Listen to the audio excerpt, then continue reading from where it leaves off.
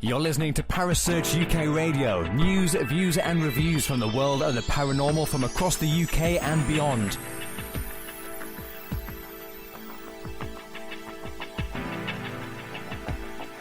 Find us on Facebook, Twitter and the World Wide Web. Parasearch UK Radio.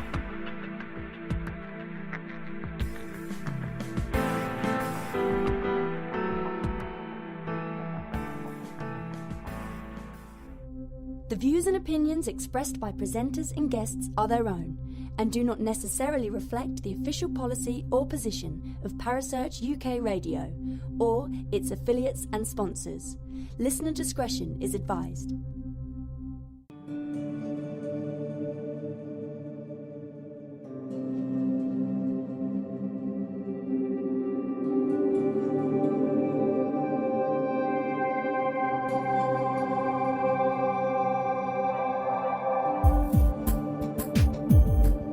You're listening to The Spirit Dimension with your host, Kerry Greenaway, right here on Parasearch Radio.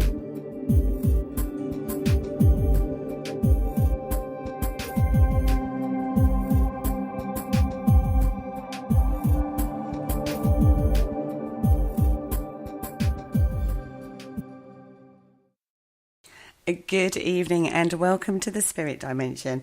My name is Kerry Greenaway, and as always on a Sunday evening, I like to bring you something a little different. We look at all aspects of the paranormal and the unexplained, from the weird and the wonderful to all sorts of things that we don't normally cover during the week. Now tonight I have got an absolutely amazing guest with me as always. His name is Marc Richardson. He's a psychic medium who has a guide called Tommy, and I'm absolutely blessed that he's decided to join me in the studio tonight. So good evening, Marc. How are you? Good evening, Kerry. I'm fine, darling. How are you? I'm very, very well, thank you, for this Sunday evening. So what have you been up to? Tell me what you've been up to, because you was out and about last night investigating, wasn't you? Last night I was out with the pigs last night in New Haven Fort, which is not too far from my home, so I was very lucky. We went there and we had a nice investigation, and we went around a few of the groups. I actually went with the girls from the radio show, so we met everybody and we did a few investigations, a few vigils. It was absolutely brilliant. We had some stones thrown and we had some voices, and really good time, really, really good time. The good thing about the pigs, they always put on a good event, so yeah, fantastic. They do. I've heard good things about pigs. Now, this is a paranormal investigation team that used to be policemen, didn't they? That's correct, yeah. The Paranormal Intelligence Gathering Service. I love that. Intelligence Gathering Service. And the amount of kit they've got, absolutely fantastic. CCTV running all over the place, wires going everywhere, and infrared cameras and all that. Yeah, very, very good. Absolutely fantastic. So, yeah, big thank you to them for inviting me along as a guest medium. I love the fact that they also involve the spiritual in that way of working as well. They're not all tech-based. They do like to bring a medium in, because you are a psychic medium. This is why we're talking to you tonight, because you're a psychic medium and you work not just in the paranormal field, but you work on, and you do personal readings. You do all sorts of stuff with your guide, don't you? I do, yeah. I do personal readings. I do the events. I do courses. I've written a book. I give. I do counselling, and yeah, so a great big mixture of things all thrown into the pot. Yeah, that's me, I'm afraid. So, can you tell me where you very first started working psychic mediumship? Yes, when I was 13, I had a major road traffic accident on a motorbike. I was the pillion passenger on a motorbike. And all throughout the actual journey that I took, I knew that something was going to happen. And I don't know how, can't tell you how, but I knew something was going to happen. Anyway, to cut a long story short, I had a very major accident. My foot came off of the footrest on the back, and my left foot went right through the back wheel of the motorbike. And it meant that I'd lost the heel off of my left foot and most of my left foot. And I spent almost 18 months in hospital. And during that time, I had plastic surgery and things. I was told I would never walk again. It was a very down time, and I was only 12, 13 at the time. But I came through that. But during my operations, I had many out-of-body experiences. And in one of those out-of-body experiences, I met who is now my inseparable spirit guide, Tommy. who is an East End Cockney guy who talks to me like apples and pears and stuff, which is fantastic because I don't understand any of that. And ever since then, he has been with me. So since the age of 13, I have been doing readings, and I have been reading cards, and I did lessons, what I call lessons with him, and I learned to read the cards, and therefore started doing card readings for people. And my knowledge wanted to grow, so I started to travel, started to read books, and so I'm a bit of a sponge for knowledge. So I was reading, and I listened to other people, and I went to courses myself, and I just gained my knowledge from Tommy, and I'm the first person to admit that without him I would be just a mouth on legs, basically. Yeah, we before the show we was talking about this, weren't we? About that close relationship you actually have with Tommy, and how he's been constant throughout your journey since you were this young age. Yeah, definitely. He's been with me literally since I was 13, and I have had a connection with him that is almost like a best friend. And when I first started having the voices from him and the images, I thought I was going mad. And at the age of 14, 15, I really, really thought, I've had too much anaesthetic, something's going wrong in my life.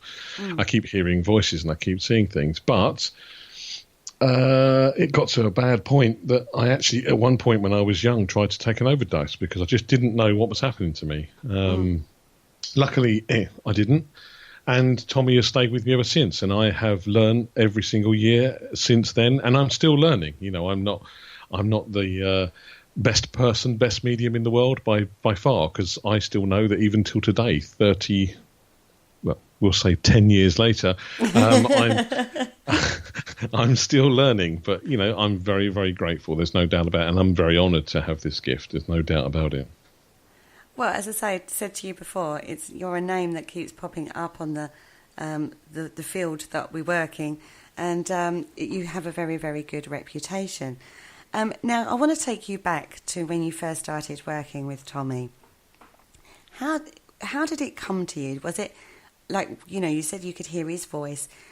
Was it just that same voice? Did you think almost like you had schizophrenia or something like that initially? Exactly. That is exactly what I thought. First things first, I started seeing things. And when I was in hospital, there was a very good analogy I can give you. When I was in hospital at 13, I always had this one specific nurse that was always on shift, and she was fantastic. And her name was Lynn Edwards. And if she's listening to this at any point, Lynn, you were amazing. She used to look after me, and she used to bring me toast and stuff in the mornings. And one particular morning, after I've had my out-of-body experience, and after I was about a week later, I saw this lady walking up the ward in an old nurse's uniform. And she asked me what I want for breakfast. And I said, is Lynn not in today? And she didn't answer me. She just walked away. And about 5 minutes later, Lynn came up the ward with my toast and said, here's your breakfast. I said, did the other lady tell you what I wanted? She said, what other lady? I'm the only one here.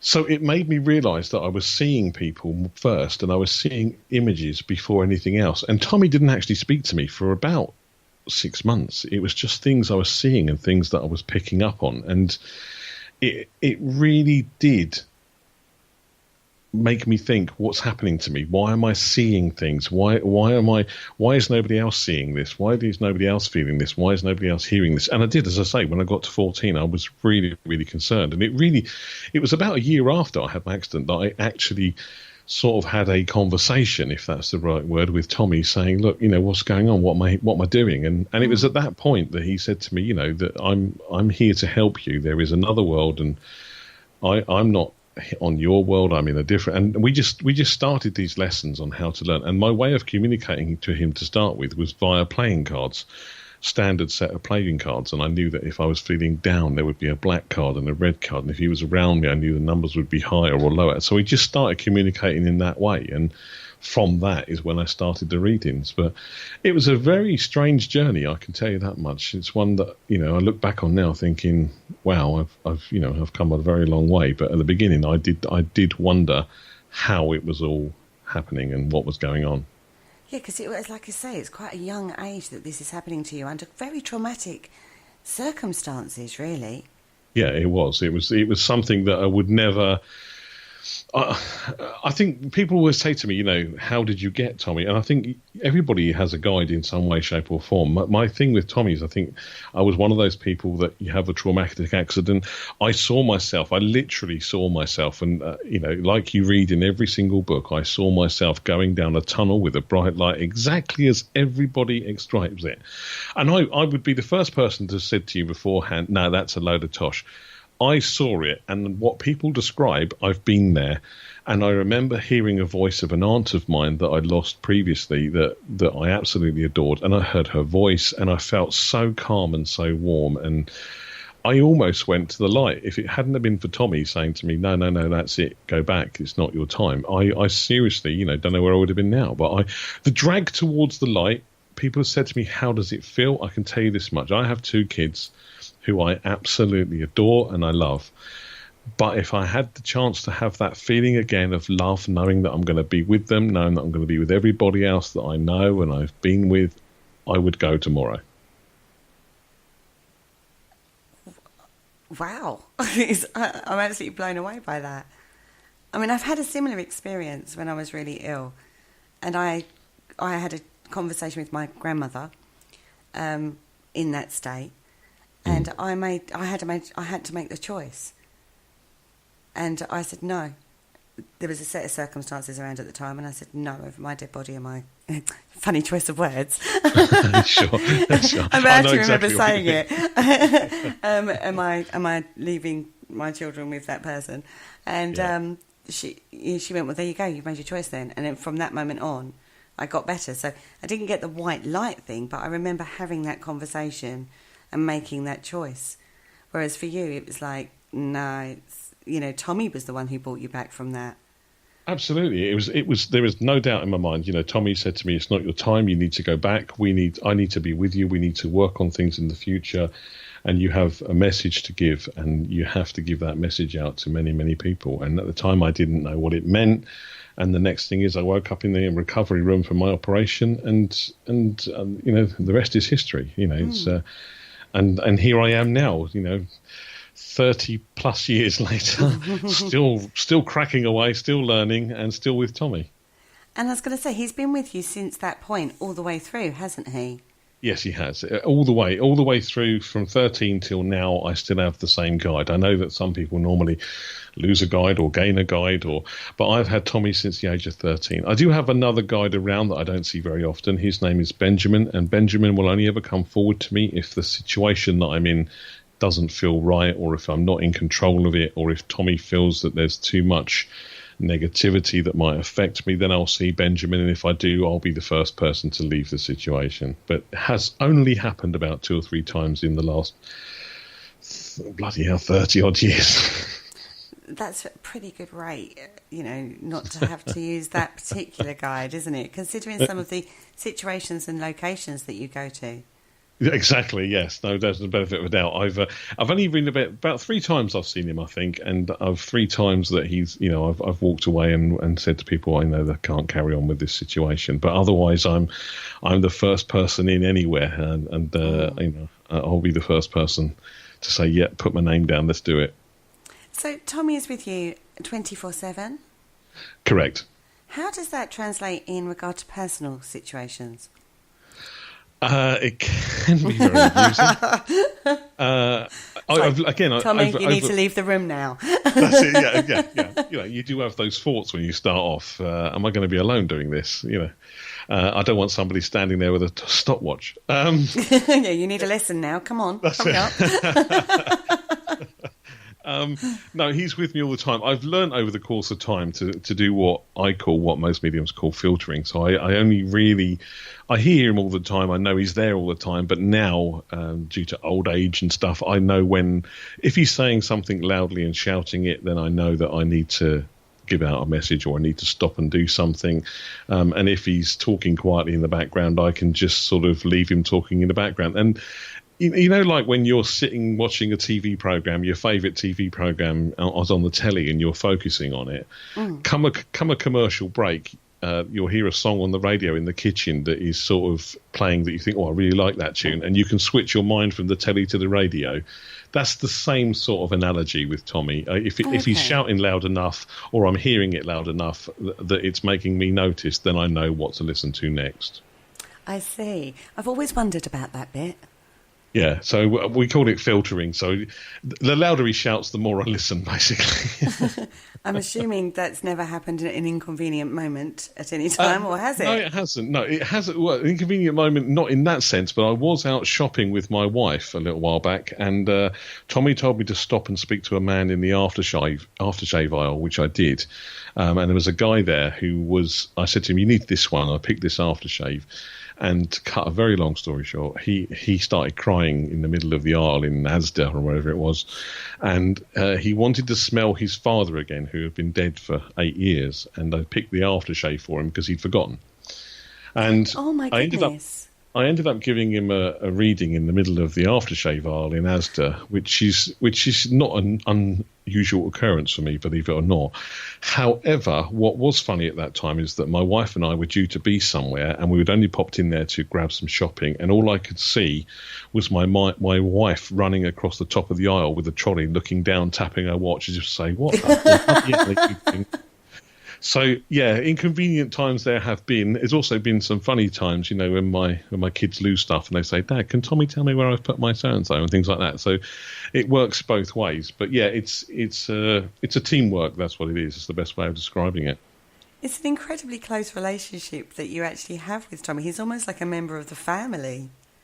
He very much is, actually. And it's just funny you should say that, because when I got married, my family laid a place for him at the top table. So we had a place for Tommy. That's astonishing. Did he acknowledge that to you as well? Yes, he did. Yeah, he did say very much. That's very grateful to him. Not that he needed a seat, but he did say it was a wonderful thought from the family, which I've never really forgotten, and I'm sure he hasn't either.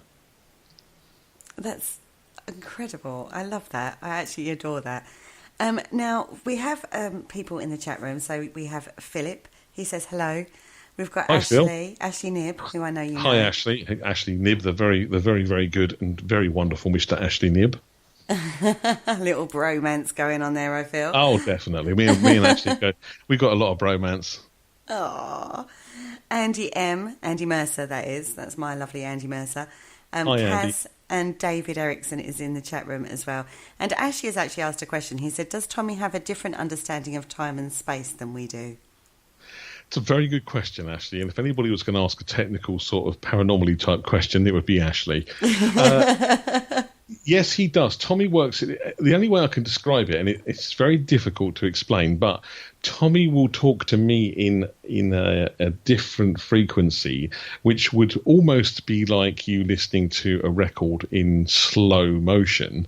But I know that when Tommy's got a lot to say, he can speak in a fast tempo. And his idea of time, because him saying to me, "I'll be back to you in 5 minutes," is probably about 3 seconds. He works at a very different speed, and I can say this, that in the spiritual sense, the time and the frequency is a lot faster and a lot quicker. But what seems for me to be seconds for Tommy is, you know, he can do something in 3 seconds that I thought would have taken him an half hour, if you see what I'm saying. The communication with him is extremely quick. And if I was to say something, you know, he'll give me an image and it'll be extremely quick to understand. But yeah, it's his idea of time. I don't think there is a time in his sense.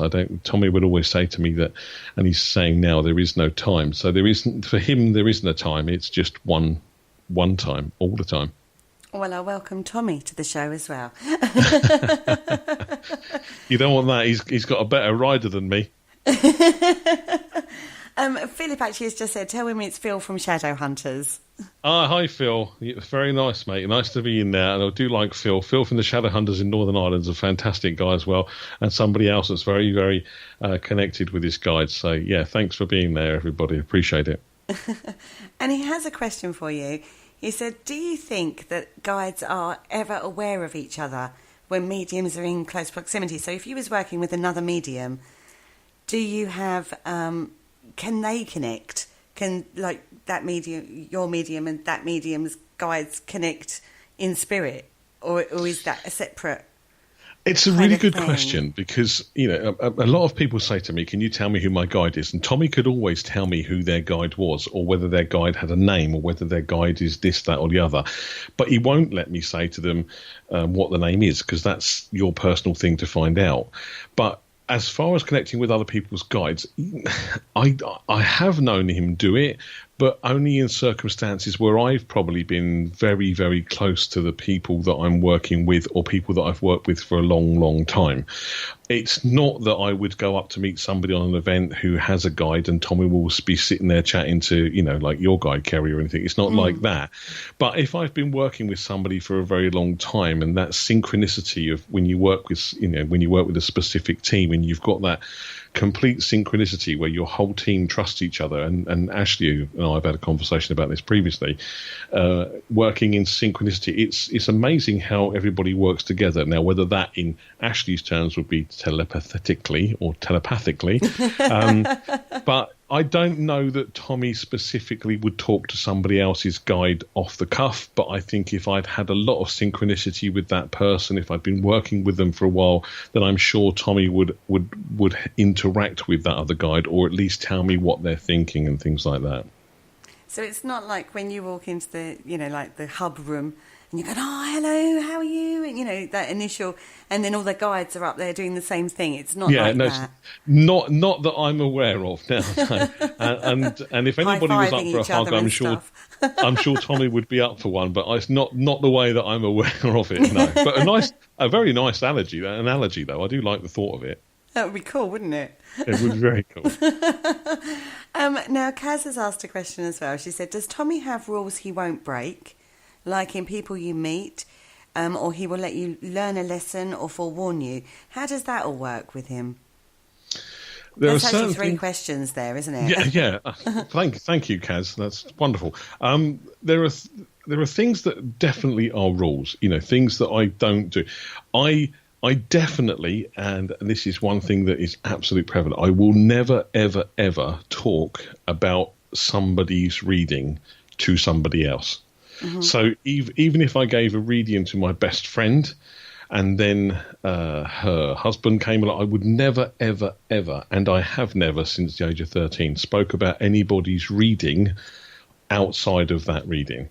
That's one thing that I learned with Tommy. The other thing I learned is to not try and do too many readings because, I'm fully booked for readings now right into next year. And, again, I'm very lucky. But I tried to do too many readings once and I burnt my bridges because the whole messages got mixed up and I ended up having to apologise to people, and this is when I first started. When you were hushed in the back door when the old man had gone down the pub. That's how long I go. So I've learned not to do that. And as far as it telling me anything that's happening, Tommy's very good, and I'll tell you the way I work. And if there was something very bad going to happen to somebody, I wouldn't not tell them. However, I can say this to you. Unless I'm specifically asked a question, I wouldn't necessarily answer it. Does that make sense? It does, actually. Because if somebody there is said a responsibility, isn't there? This is the thing. If somebody said to me, is my uncle going to die tomorrow? There is no doubt I would give a 100% answer, because that's the other thing I was going to say that I definitely have to do. I have to be honest and I have to give the answers the way I get them. But if somebody specifically said to me, is my Uncle Fred going to pass away tomorrow? I would answer the question honestly. However, if they said to me, my Uncle Fred's been unwell and I'm not too sure about it, I would then say, well, Tommy says to me that he's not well and he is this and there might be this and have you tried this or whatever Tommy's telling me.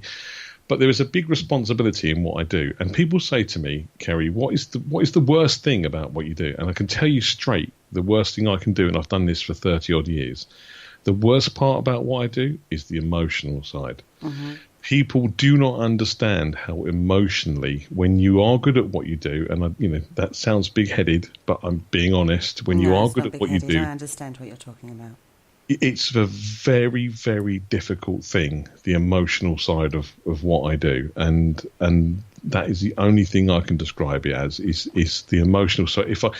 it's not avoidance of assault, because I wouldn't avoid it. If somebody asked me outright, I would definitely be honest. But there are ways of saying things to people, especially when you know there's a responsibility as a medium and people that are vulnerable not to just make the situation worse. And I understand that from Tommy in my lessons, that I have a responsibility and I wouldn't just throw out information that I thought was going to put that person in a vulnerable place. No, I understand exactly what you're saying there.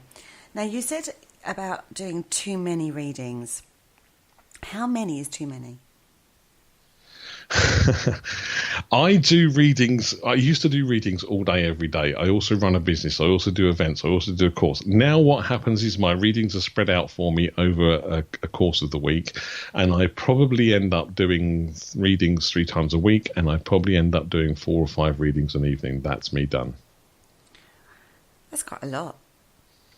It was 6 or 7. It was 8 at some point. Oh my goodness! It just got too many. It just got way too many. And because of everything else that I'm involved in and all the things that I do and the charity things and the courses, it's just too much to take on. And that's why most of my reading. I mean, I started this year at the beginning of January. When I started in January, I was absolutely chock-a-block with readings until October. And I have a waiting list currently at the moment of about 50, 60 people. And I'm fully booked until sort of like March next year. Well, that just shows you that you have such good reputation and credibility in the work you do. Thank you. It really does. Now, one thing I wanted to ask is, I'm assuming you've done platform mediumship. I have, yeah. How does that work when you're stood up in front of all those people for you? Because, again, everybody's different when they work mediumship in different ways. So how did that work for you? Do you get, can you pinpoint the person that you need to go to? You can, and I think you can do it a lot. The problem is, again, because I always call myself, and this is quite funny, something actually in your chat room there, but I always call myself a skeptic medium, because I've had readings from people and I've been sitting in those audiences and I've seen people work. And what I try to do when I work is I try to take out of anything about me knowing the person. For argument's sake, if I did a card reading for you, I would give you what the cards mean all written out before I do the reading, because I don't want you to think that I have in any way adapted what the reading means. So I'd actually give a list to people of what the cards mean before I do the reading. Therefore, they have all the answers. So whatever they pick, I can't change it. I also don't look directly at the person and look, because I want to take away that cold reading. And then when you see people on a platform, the thing with the platform is you've got thousands of people. And if I stood up in front of 1,000 people, which I've done, and you say, someone's grandfather, bingo, mate, well done, you're really clever. 1,000 people here and someone's lost a grandfather. What I like to do is I like to get more personal. And the ones that I do, I like to go out in the audience. I like to walk up to the people. I like to feel the energy. I like to see the people. I'm a very one-to-one person. I'm a very, very hands-on approach to what I do. And I like to see the person, feel the person. Because when they're with me and I have a relative, I can say to them, well, you know, Uncle Joe says that you still got his pocket watch in your back pocket, or so on and so forth. And I've done it on my radio show. You know, I've even done it on the show where people will Skype in and we'll give them a message. And because I like to work on a one-to-one basis, and I like to take away any of that, you know, yes, I've got a bloke here named, I don't know, John, in 1,000 people. I mean, I'm sure going to get a hit. Do you know what I'm saying? Because there are too many people out there, Kerry, that don't do what I do. And I'm very, very conscious of it, and I've had to be more and more. And as somebody that has had to spend 30 years proving themselves to everybody through a very difficult situation of people never believing, and now everybody believes, and I find it very difficult when I see people that have given me readings as well that actually can't do what they do. And I find that very disrespectful. I find it, I find it very disrespectful in the fact that I've taken this time to work with Tommy, who is definitely in spirit, and I've worked with him 30 years, and now people want to be a medium for the sake of being a medium. And I do believe that certain TV shows haven't helped that, and I do believe that people have taken away from mediumship what the essence of it is, and that is me being able to give concrete information to somebody, that there is a loved one trying to give them a message, rather than somebody walking up to me in the street and saying, prove you can give me a message, tell me what my uncle's name was, or something like that. Do you understand what I mean? Yeah, I do.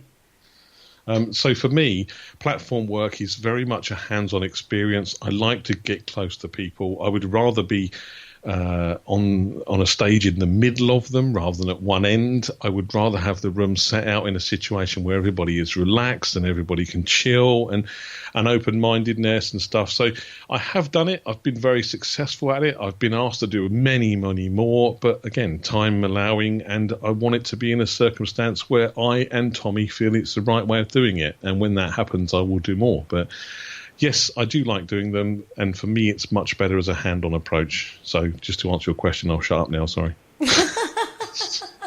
No, actually, I loved your answer on that one.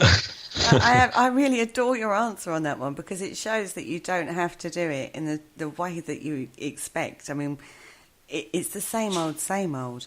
You know, a medium is stood up at the front of the stage and exactly. all sat in rows. You know, Yeah. it's very churchified almost. Do you know what I think people would also be much more aware of, Kerry, is if you did it and you didn't, even if you did it in a chilled, relaxed atmosphere and people were able to see you work in the way that you work, and in 1,000 people you only gave out 5 absolutely amazing and perfect things that changed 5 people's life, and they got nothing for the rest of the evening. If it's done in that way, people also will enjoy the evening, because it's not just about seeing some medium that can give messages. This is about affecting people's lives and giving definite confirmation that there are people there. I would rather go and see a medium myself in that situation, get nothing from it, but walk away thinking, do you know what? I had a bloody good night and he knew what he was doing. Yeah, I have to say, I never, I'm quite hard to read apparently. And whenever I've gone to a clairvoyant evening like that, I've never got a reading. But I do enjoy watching a medium work and the way they work and how they give messages to other people. And there is a huge difference between mediums and how they work. And some I've come away going, that's just cold reading. And other people where you go, how the hell did that happen? Exactly. No, exactly right. And I've been to a fair few. One person once, and this is absolutely truth, one person once said to me, and this was probably about 3 years ago, one person I went to for a reading, and I tried to go far away from where I live, because obviously most people around here know who I am. So I tried to go far away, and I went to one person, and they said to me, and I had to laugh, and I could hear Tommy laughing, which was even funnier.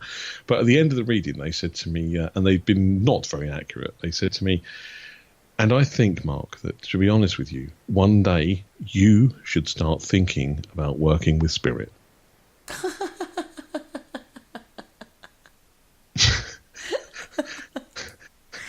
And I walked out of there and thought, well, maybe one day I should work with spirit. That's a good idea. Yeah, maybe I should.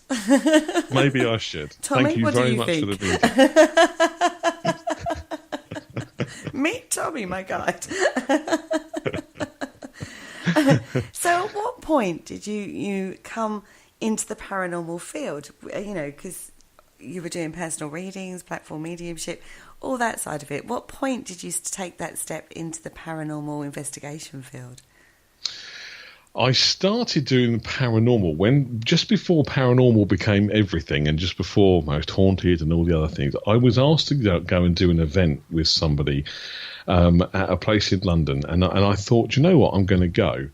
And I went and did this event, and I have to say, because I don't want to name who it was, but it wasn't a very successful event. And I thought, do you know what, is this what people are doing? Are they taking people's money and basically walking around all night, getting nothing, and expecting to have mediums there and do stuff, and you know, and I thought, this is not right. And the main reason that I got into paranormal is because I wanted to go on events and know that they're being done correctly, and to know that people weren't just, and I mean this with the greatest respect, they weren't just spirit chasing, or they weren't just taking the mickey, or they weren't just trying to find some lost spirit and chase it around all night and get it to move things and do things. So my first interest to get into the paranormal was to actually make sure that it was being done correctly.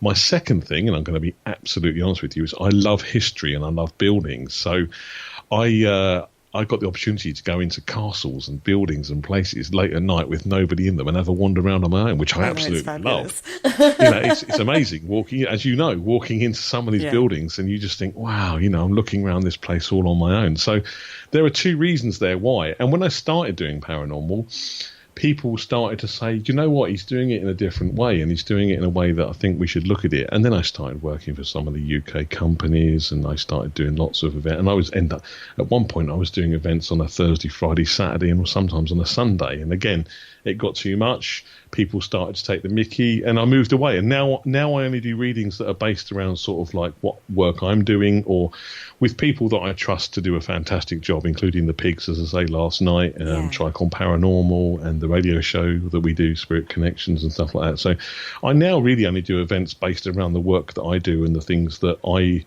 am interested in and the things that make me happy, rather than now doing it for thousands of event companies, because I think I have to say, and I don't mean this with any disrespect to some of the bigger companies, they've gone back to getting money in the door. You turn up and there's 80 people and you're in a bathroom. It doesn't always work.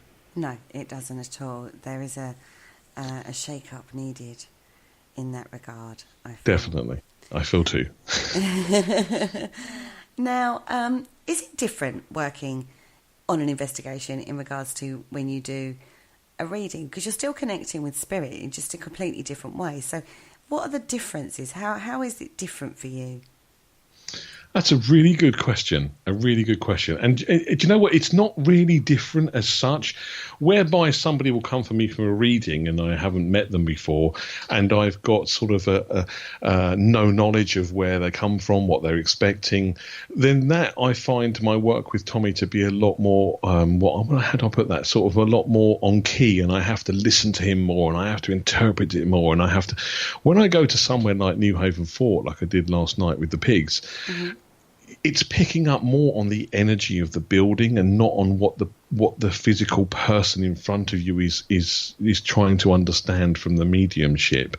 So you get to pick up on a much more wider variety of residual energy as well as grounded energy. So from my point on a medium on an event, it's a little bit like going into a sweet shop, because you can go in this room or that room, and you can move about the building and sort of pick and choose where the higher energies are, or where the better energies feel, and then guide people that direction. And with the Pigs, using the kit to try and say, do you know what, he's right in that corner, there is a difference in temperature in whatever.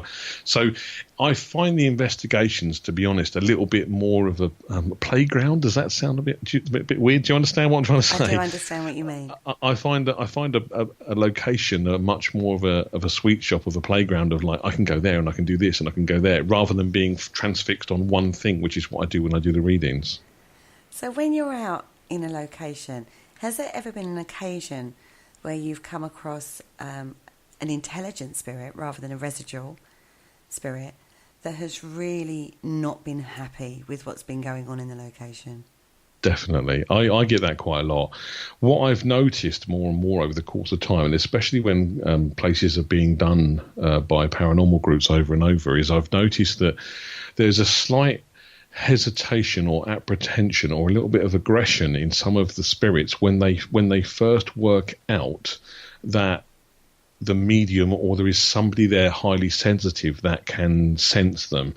And I mean, you're sensitive yourself, and I'm sure you might as well on an event thought, do you know what, there's a bit more aggression in these spirits now. It's nearly always aimed at the person that is the one that can sense the most, or that they know they can, because I think it's a slight case of it's a stupid word, but like fighting back and going, well, you're the person that can hear me, so you make sure this is being done right. You make sure that what I'm actually saying is being said, and I don't want everybody to just keep coming in here and saying, it's Auntie Mabel again on the table.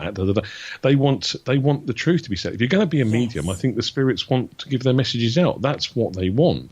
And if you've got a medium there that isn't a medium and is telling you that, Michael Jackson and Elvis is shaking in the corner, then you're not getting out of the event what the spirits want to give you. So, yeah, I do find that there is a lot more now aggression in spirits that aren't being heard properly. And I have noticed that because quite a lot on events, and those are the people in the chat room that know me, quite a lot of things on events. I get things thrown at me as if to say, wait, we want your attention and things like that. And I have noticed from Tommy's communication with me, there's a man down here that you really need to talk to before you leave. So yes, I do think that there's a difference in the energies around now in these paranormal investigations.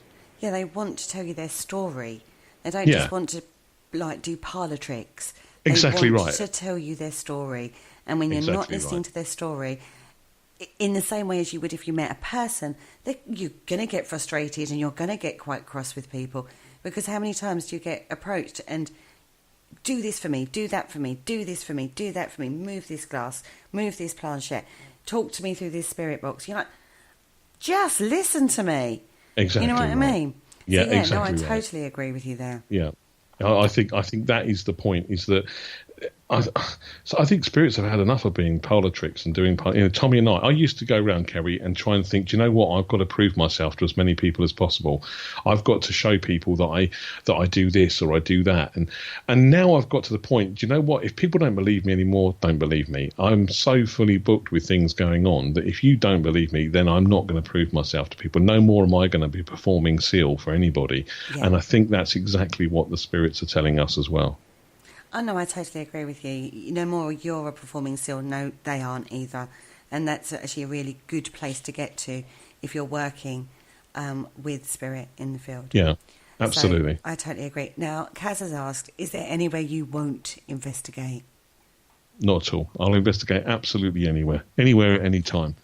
I've been locked into places on my own, which I did for charity several times. I'd be locked into some of the most worst places in the world. I would love to I would love, if anybody ever wanted to arrange it, I would love to be locked into Alcatraz for a couple of nights on my Jack Jones. But there is nowhere that I wouldn't go and investigate. I'm just trying to think. No, nowhere at all. I've been on boats, ships, caves. Nowhere that I would never go into. I'm not somebody that wouldn't go into here. I know somebody that won't go in somewhere if there's spiders. I know somebody that won't. I will be the first one into any location because I know that Tommy is there with me. Unless Benjamin's there. If I walked in and saw Benjamin, I'd be straight back out again. And you're like, no, I'll let Benjamin deal with that one. That's it.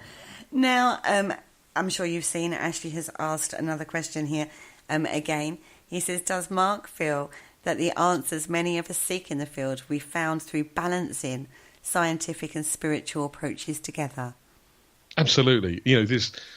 There is absolutely a connection there that needs to happen between the spiritual side and between the scientific side. And working alongside together is what this has all got to be about. We're never going to find the answers individually, and we'll find the answers twice as quickly together. And when you're working with somebody like Ashley, who has a very scientific brain, but you can... I've honestly sat, and he's going to hate me saying this, so it shouldn't have been in the chat room. I one evening spoke with Ashley via text, and he has a very open mind, but he's very scientific. And I was telling Ashley things on text, which Tommy was telling me for him to check, which he was checking with a location somewhere else and coming back to me and going, how did you know that was new, or that was... So when you're working with somebody scientific that has an open mind, it makes everything a lot easier. But we're getting into a very deep field here because there's a lot of things. You've got to have the right circumstances, the right people. But again, I go back to the same thing I said earlier, is it's all down to synchronicity.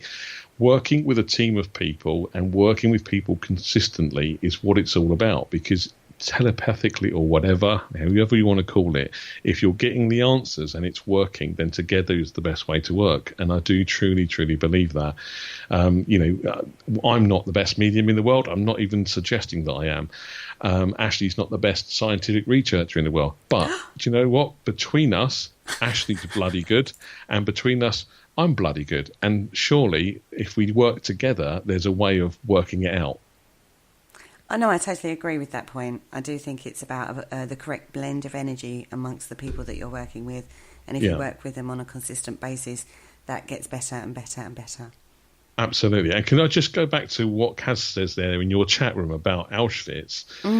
I don't know. I mean, her question about was there any way you wouldn't investigate? Now, I wouldn't investigate in Auschwitz because I personally wouldn't find that to be somewhere that you would go and do an investigation. However, I've also never been to Auschwitz because I do find those types of places affect me quite badly. I went to Ground Zero in New York just after it happened, and I was off my feet for 3 or 4 days. So there are certain places like that obviously I wouldn't go and investigate in, only because of what personally they do to me and spiritually. But she has a really good point there, Kaz. Well done. Yeah, no, I totally agree with that too. Now, you have been to America recently on a road trip. I have been to America, yeah. I went to the last 3 years, but this year was a very exciting one, yes. I was there for 3.5 weeks. And you went to New Orleans. I did go to New Orleans. I'm actually really quite jealous about that. What was your impression of New Orleans? New Orleans I've been to before, so I virtually knew what to expect when I got to New Orleans. But have you ever been to New Orleans? No, I haven't. Okay. New Orleans is like Brighton on drugs. It is the most zaniest, zappiest place that you've ever been. Everybody is happy. Everybody is loving. The drink and alcohol flows in New York like no tomorrow. Every day is Mardi Gras. It is a fantastic place. However, it has that voodoo spiritual side to it, which is something that is really interesting if you've never been involved in voodoo. And we went to a voodoo priestess's house. We did a paranormal investigation, another high priestess's house from the voodoo. It is an amazing place. And the spiritual side of New Orleans, as they call it, is amazing. And you have to go into these voodoo shops that have got spells and magic and sage and just talk to these people, because I spent for a long time talking to people, and as I say, I'm a one-to-one person, and hearing the things that happen. New Orleans is an absolutely incredible place, and if you've never been, make sure you go, because it is incredible.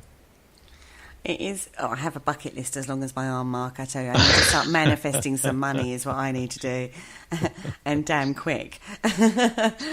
Me and my spirit guides are having a little issue about this particular issue at this moment in time.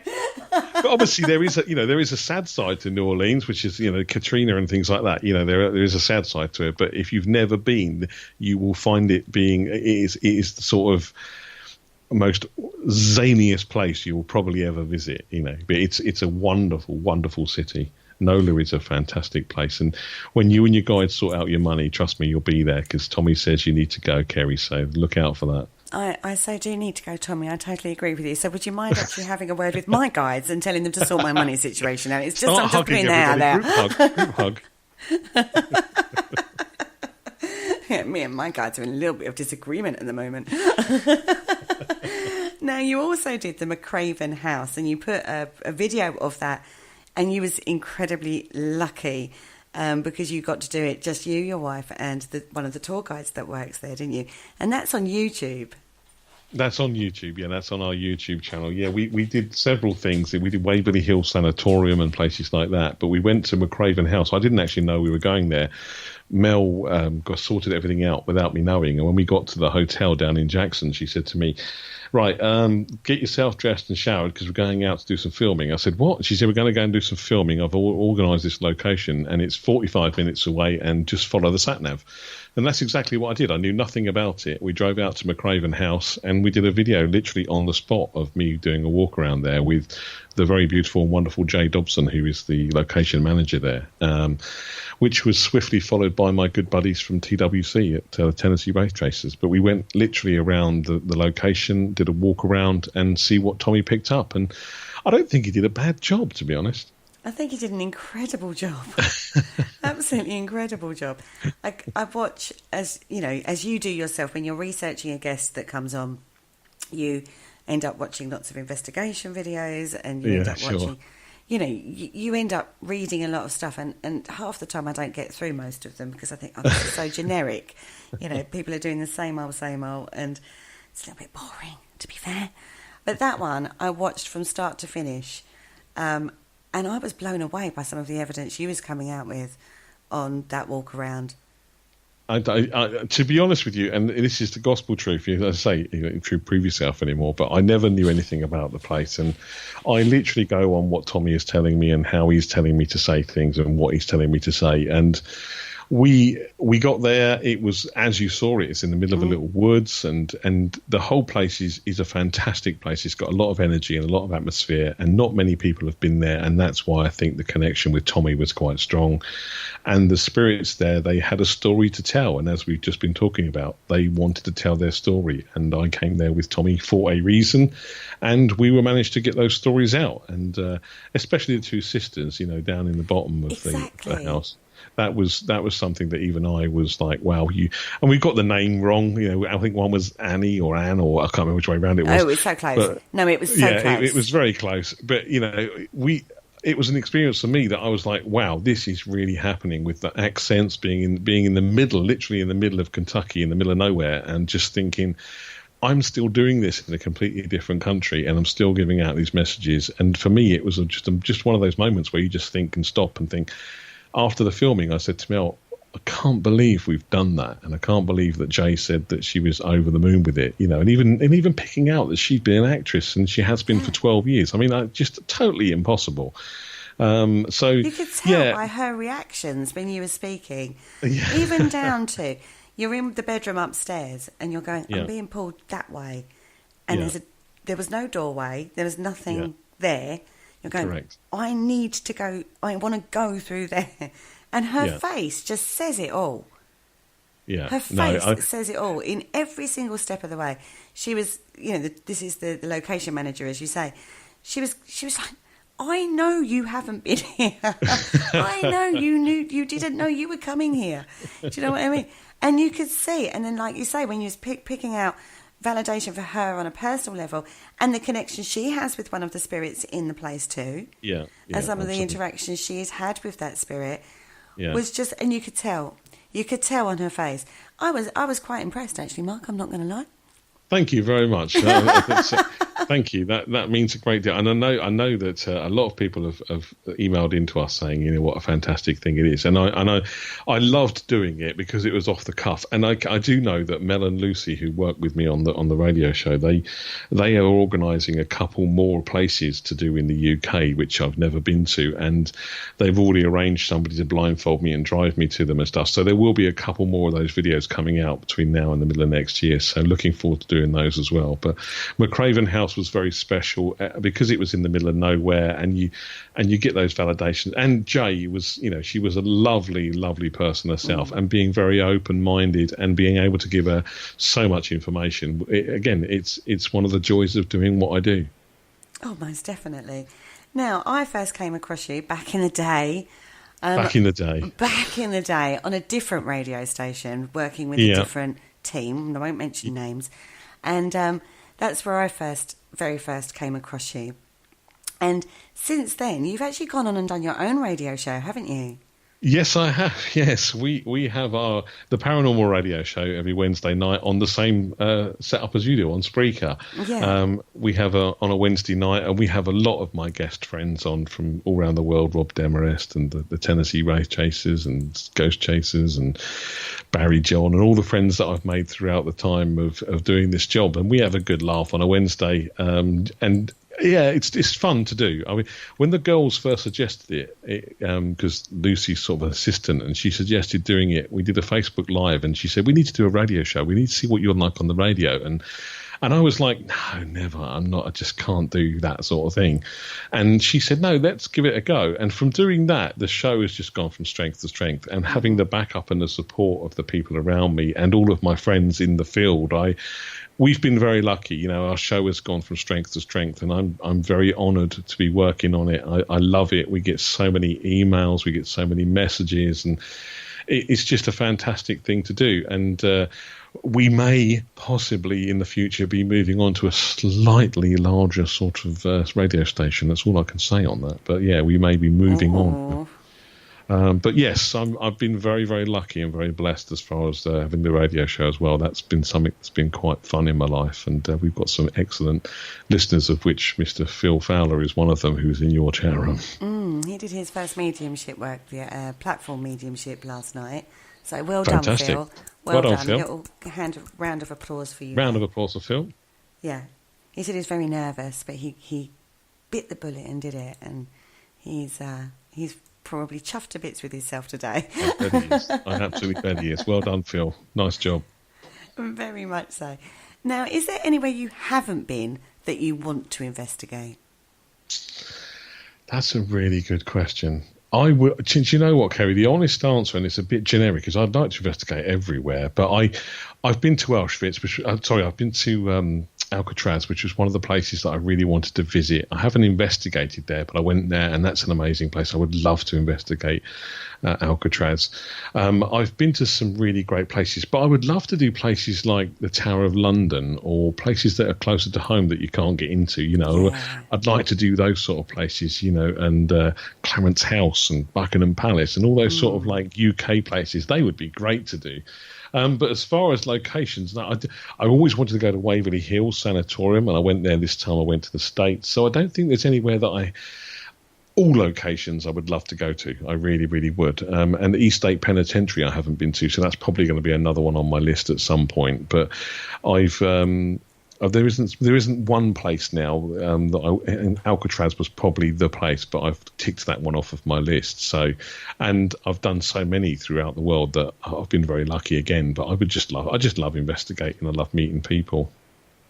So, is there a location that you've been to that's been billed as like really, really haunted and really, really active, and then you've walked in there and there's been not a sausage, not a spirit to be seen?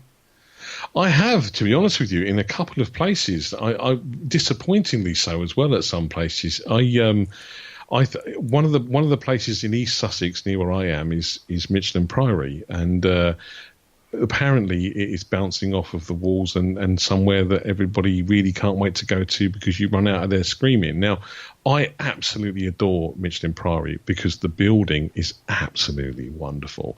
Have you ever been there? No. No, it's an amazing place. It really is a lovely building. But I can't tell you that it is the most banging place that everybody says is the most haunted place in East Sussex. Yes, we've had activity, but I've also had similar activity in people's houses. So I don't think that...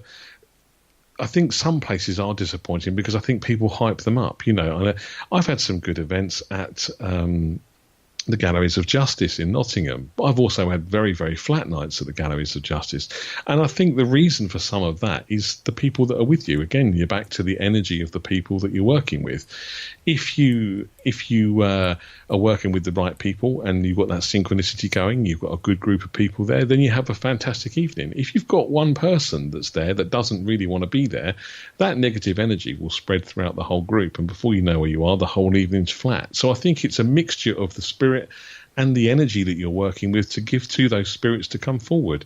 So, yeah, there have been flat places, but I can't say that's down to the spirits there all the time. I think some of that is the people that are on the events themselves.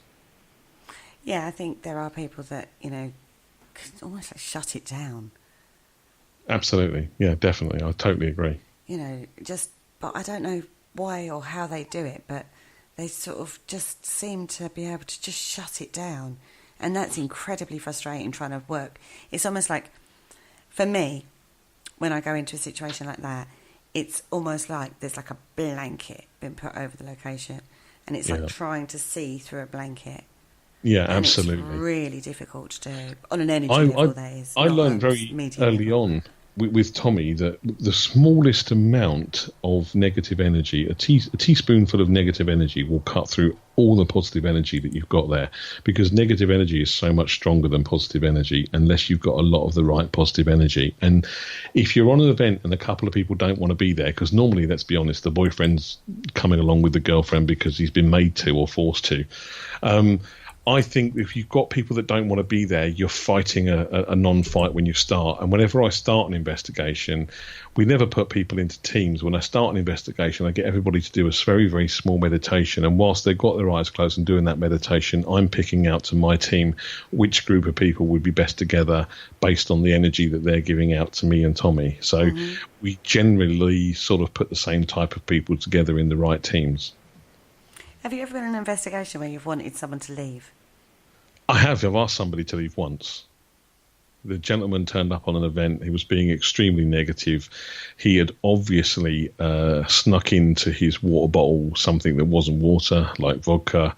And as the evening progressed, he became more not giving a shit and was basically starting to mock everybody and mock everything, and was pushing tables over. And in the end, I just said to him, look, no disrespect to you, but you're being disrespectful to what I believe, and I want you to leave. And he said, well, I'm not going to leave. And I said, well, you are, because we're not going to carry on unless you do. And then he left, and he was assisted by me and other people to leave the venue. But I'm just too much of a believer in Tommy. I 100% believe in him. I 100% believe in what I do. And I can't let anybody, even if I see somebody working in a way that I don't think is right, I can't let it carry on without saying something, because I believe that we've got to get a grip back on the paranormal. A lot of people are talking about power unity and they want everything to work together. And I'm the first person to say power unity, definitely.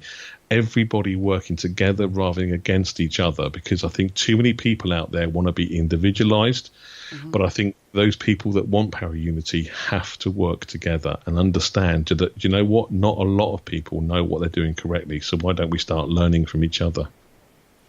I completely agree with that point. Work together and we'll push the field forward. Exactly. We keep working apart like we are, or people keep thinking they're better than everybody else. All we're going to do is build this gap at the moment with people thinking that paranormal's a load of tosh, and it's just going to get worse and worse and worse. I totally agree with you. Now, we're actually coming to the end of the show, Mark. Blimey. That's it. I know, that went so quick. So what's next for you? What's next on your agenda? The next thing for me is I've got a few courses being planned for next year. I've got the very next thing for me is Halloween in Belfast. I'm off to Belfast with the Shadow Hunters. We're doing a 2-night Halloween special over at the Gasworks in Carrickfergus. I've got lots of courses coming up next year. I've got a history tour of Normandy that I'm going to be doing next year, and of the battlefields of the Second World War. And I'm working on my second book. So hopefully sitting down a bit more, doing some of the book would be nice, but it's finding the time. But I've got a busy year ahead. I've got lots and lots of things on, lots of courses and stuff. So really excited and really looking forward to going into next year. I think it's going to be another fantastic year, especially in the paranormal field. I think so too. It definitely sounds like you've got a lot on your plate. Now, where can people find you if they don't already know? If you want to share your links out there for me. I certainly can. Yeah, they can find me on Facebook, obviously Marc Richardson. I'm on Instagram, Marc Ritchie. I'm on Twitter @RichardsonMarc. I have my website, www.markwithacrichardson.co.uk, or theparanormalradioshow.co.uk. I can be found on all of those places at any point. Lovely. Thank you so much for joining me and being so candid about your relationship with Tommy and your journey. It's been an absolute pleasure. Thank you very much indeed for asking me. I wish you every success in your journey forward as well, with your spiritual and stuff, and your group. And hopefully sometime I'll be asked along and we can all work together and have a nice evening. I think that sounds definitely a plan. Great stuff. Thank you so much for asking me. I really, really appreciate it. And thank you to everybody that's listened and taken part in the chat room. It's very, very much appreciated. No worries. Thank you again for coming on. Now, don't forget, guys, we've got shows going out every night of the week apart from on Saturday nights. Tomorrow night is the rerun of the Parasearch UK radio show that originally airs on Paramania. This week, that's with the lovely Vanessa Hogel. Now, on Tuesday, it's Paranormal Concept with Paul Rook and myself. This week, I can't remember what we did this week. I'm not going to lie. I'm just going to tell you which we do each night. Haunted History is on Wednesday. Thursday is the KTPF Reload Show. Friday is the Dark Mirror Show. And then next Sunday, again, we're back with the Spirit Dimension. And that is after we've all been at Paraforce all weekend. I've got a very busy week coming up, guys. Thank you so much for joining me tonight. And I look forward to seeing you all throughout the week. And take care, good night, and farewell. Thank you for listening. Don't forget to join us for more shows throughout the week. Find us on Facebook, Twitter, and the World Wide Web to keep up to date with all the shows right here on Parasearch Radio.